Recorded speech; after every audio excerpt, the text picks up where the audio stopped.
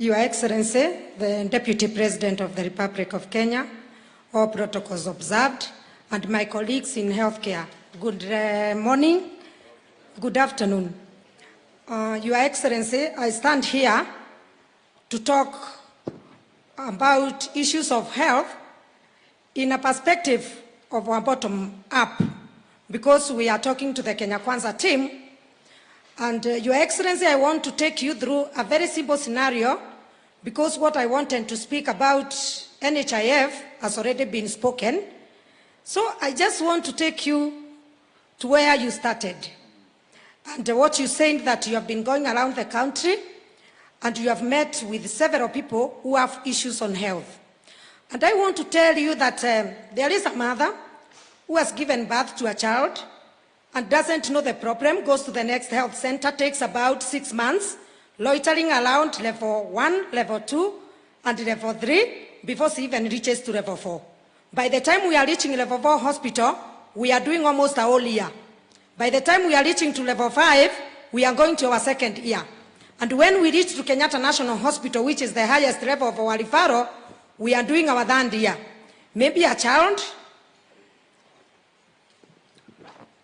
or even an adult. In Kenyatta National Hospital, let's take, for example, the person had a problem with the heart.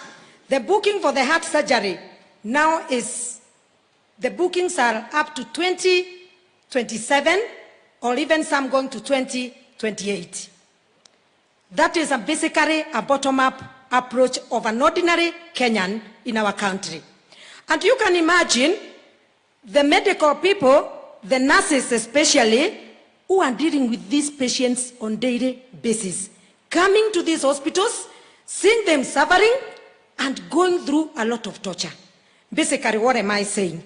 I want to put the task of improving our healthcare services in this country with the governance. And the people that I want to put into task, above all, is our parliamentarians. When we look at our NHIF, it is only in Parliament, Your Excellency, where we can make the right policies, the right laws, which can be able to work for our healthcare systems in this country. But what we see in Parliament many a times, it doesn't seem like those parliamentarians really have seen these patients suffering.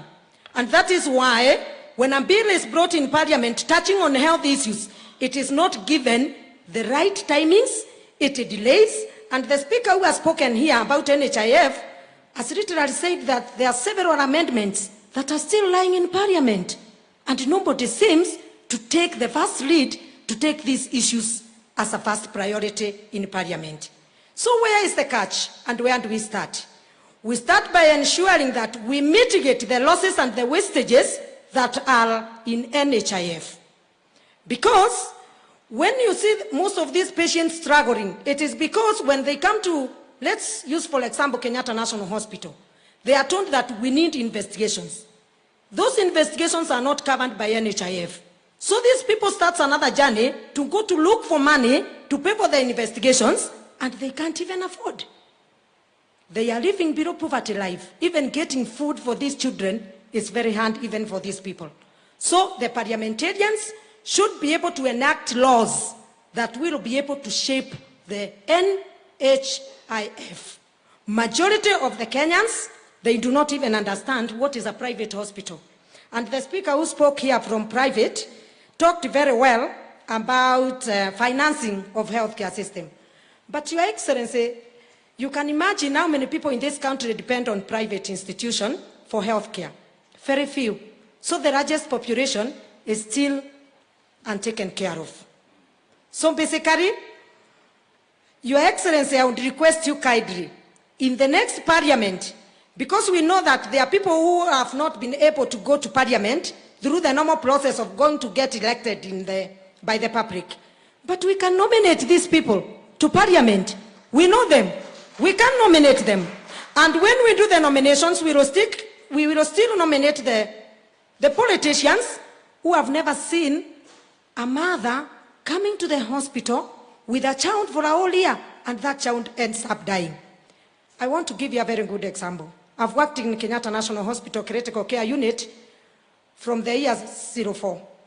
And I want to tell you, We struggle so much when a patient comes from theater. If you come for a night shift, the whole of 14 hours, you are on your knees, measuring urine, measuring blood, every drop of fluid that is coming from the body of that patient who has come from theater. And we struggle. The doctors don't sleep. And we ensure that that patient who has come from open heart surgery has recovered. Good luck, 7 days, the patient is taken to the ward. And we are very happy we have done a good job. And after another 7 to 14 days, the patient has improved quite well and is discharged to go home, Your Excellency. But do you know what?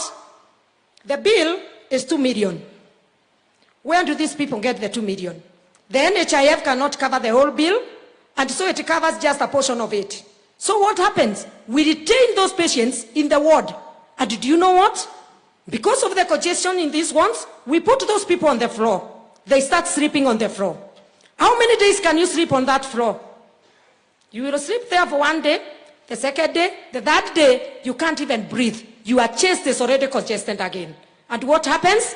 The patient that we struggled so much in ICU for all those days, the patient who was well in the ward ends up getting reinfected.